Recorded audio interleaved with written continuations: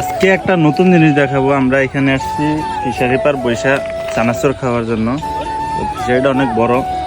তো ফিশারি পার বৈশা চানাচুর খাইতে যে একটা নতুন অভিজ্ঞতা। তো অভিজ্ঞতাটা কি আপনাদের সবার সামনে শেয়ার করবো, আসেন আমার সাথে।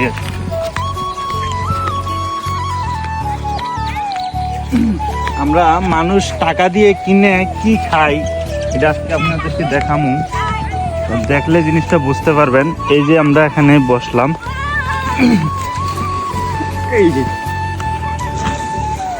এই যে চানাচুরগুলা আমরা মানুষ মজা পাইয়া কিনা খাই।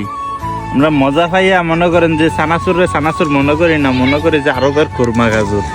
এই চানাচুরটা আমি ফুসকুনি থালাইতেছি, ফুসকুনির অবস্থাটা কি হয় একটু আপনারা দেখবেন সবাই।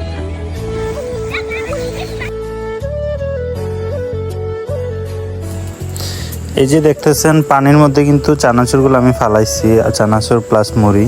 আর ফালানোর সাথে সাথে দেখেন এখানে যে পানির উপরে যে বেলকাগুলো আছে, মুড়িতে এত পরিমাণ গ্যাস, তো ওই গ্যাসের কারণে পানির উপরে যে আলাদা একটা বেলকা আছে, ওই বেলকাটা কাইটা কত দূরে যাইতেছে।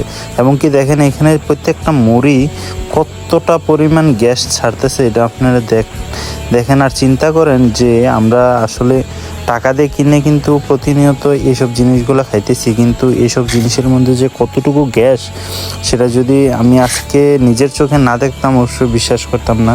এই যে দেখেন একটা মুড়ি কত পরিমাণ গ্যাস থাকতে পারে একটা মুড়িতে।